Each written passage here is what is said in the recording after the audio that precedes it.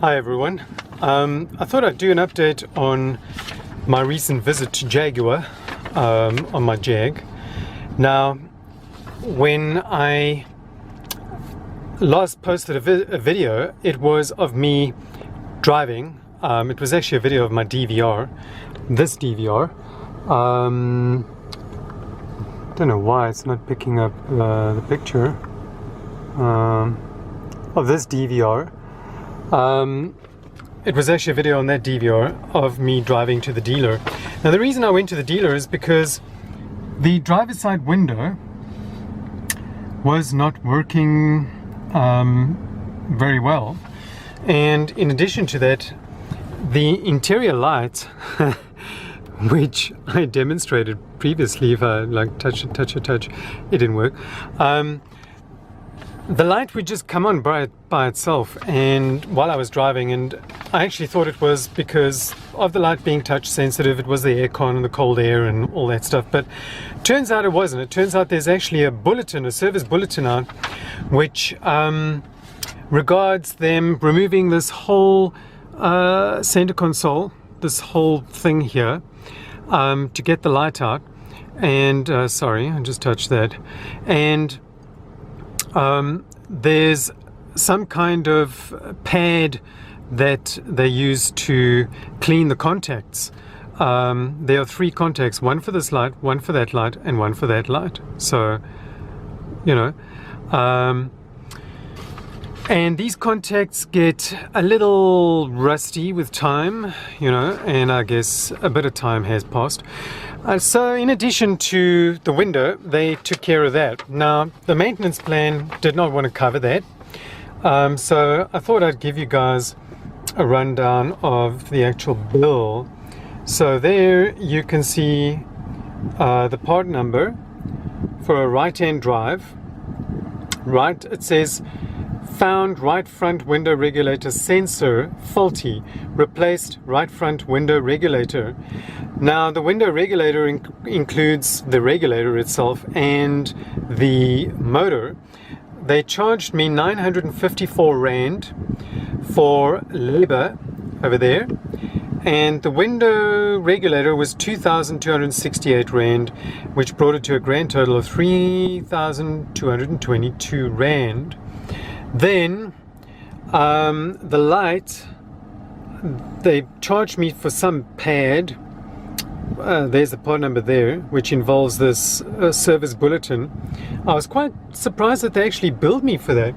So 370 Rand in addition to that, and that's excluding the VAT that we pay here, the sales tax. So including tax, it came to 4,095 Rand and 88 cents in total for this particular repair. Now, I've got with me my file. It's kind of difficult to hold it up here for you guys to see.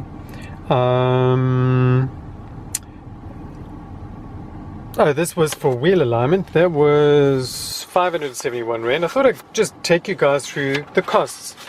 That is a financial document from when I paid the car off. I just want to get to the actual repairs. What the heck is this? Oh, these were my wheels. So the car had a service last year, as I mentioned to you guys, and what they did is they did a filter, oil filter, a drain plug, service protection kit, I don't know what that is, magnetic profs, whatever that is, spark plugs times 6, and a gasket inlet manifold.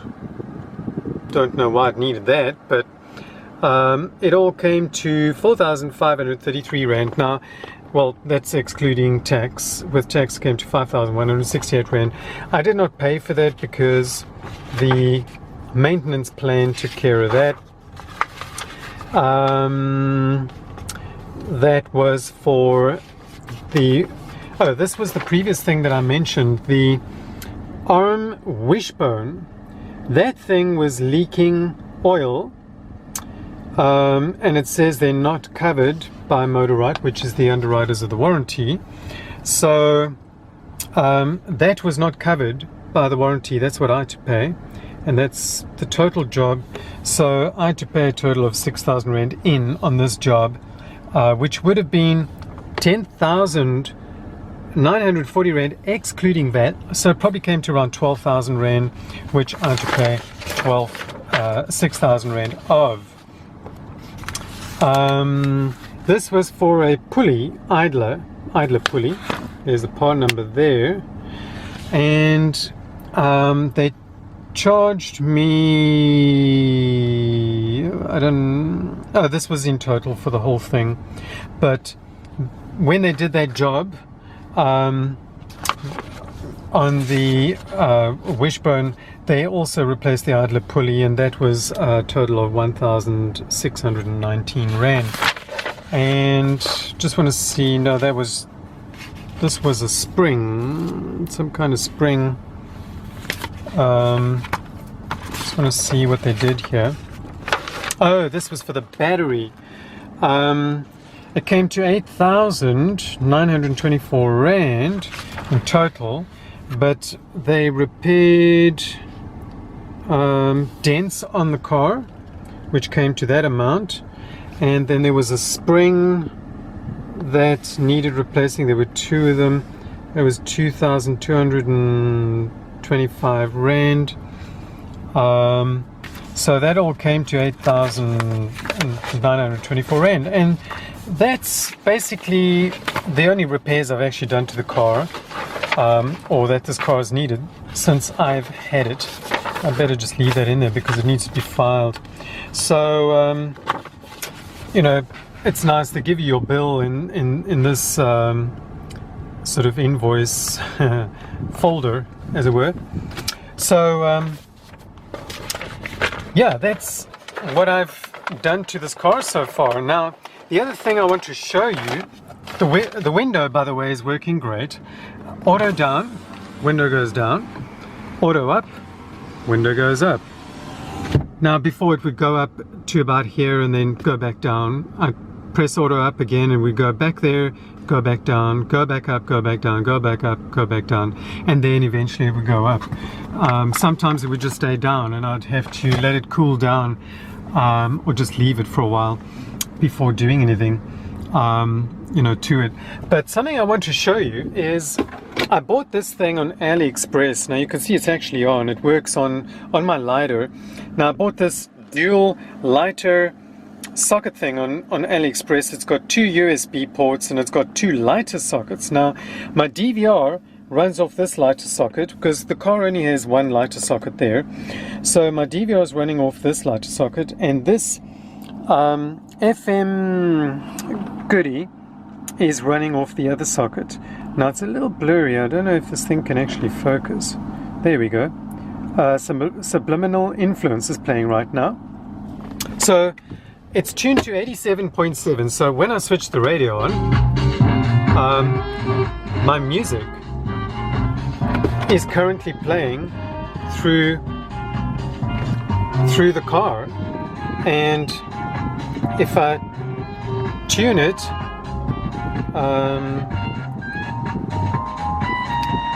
to a different station, I just got to wait for the volume to bugger off. Okay, next song. So when you press the forward button here, it'll take you to the next song. So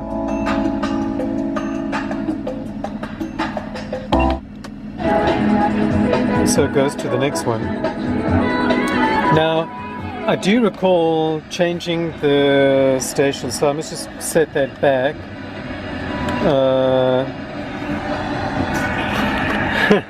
I've set it out. Oh god.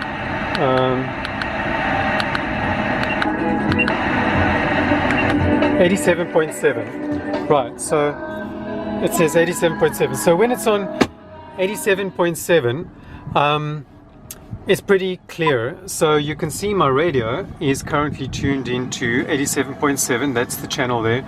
These are the radio stations. So I can go to any radio station here, press 5 FM, and we'll have whatever's on the radio there. But if I go back there to 87.7, that's my music that's currently playing on this thing here.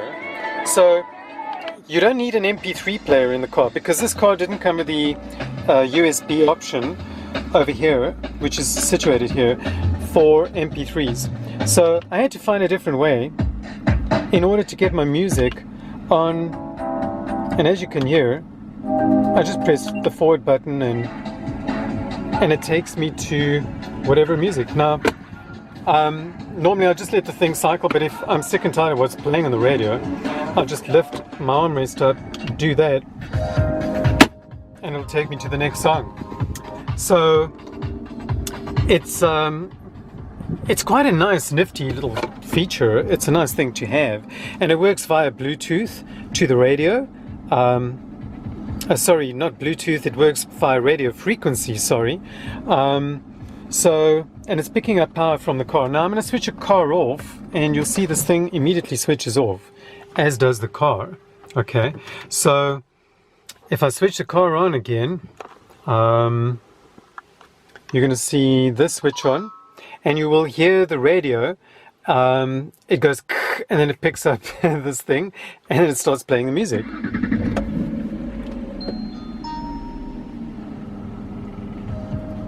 Oh, now it's playing immediately. So, but normally when I switch it on after the car's been off for a couple of days, it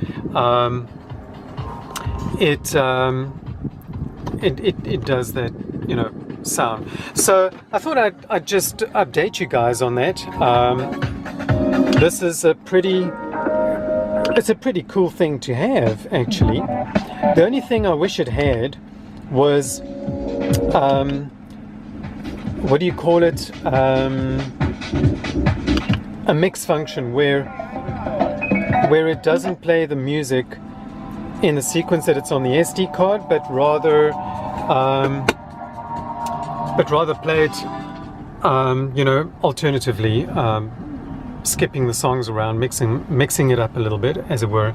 So I thought I'd update you guys on that, the repairs that I just had done to the car. And you know, I know in my previous video I was saying the car is very reliable. It actually is. You know, mechanically the car actually doesn't give me any troubles, not like my Audi over there, which just constantly seems to want attention. Every week there's something that goes wrong in that car, and I mean, yeah, in its defense, it's an old car. But as for the Jag, it is a very reliable car, and I think Jaguars come leaps and bounds in terms of reliability. They weren't really known for their reliability, but they definitely are now. So I'm very happy with my Jag, and you know, I just love this car. I just got to get out, and unfortunately the door doesn't have a suck function. And I just love the tune coming from the back.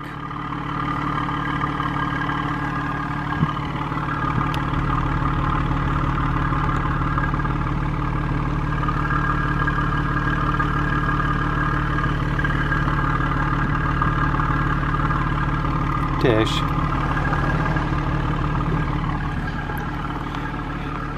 So what happened was, when the car was there, I got it back with a dent in the door.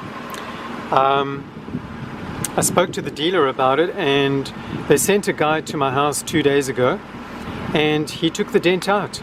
And the way he did it is, he turned the window down, he stuck a tool in here, you can see marks here, he stuck a tool in here to just pull this away. He stuck another tool in, which has a hook thing, and this tool goes all the way down here, and he moved it like this, and next thing the dent was gone. So if I now look at the silhouette of the car or the door, no more dent. It was quite an obvious dent. It was quite a big dent, actually, and I was just very happy that he could fix it for me, because it left me feeling really awful for quite a few days. So that's my Jag.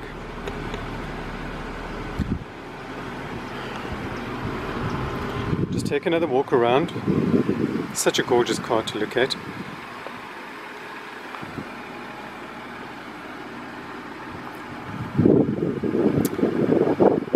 And thanks for watching.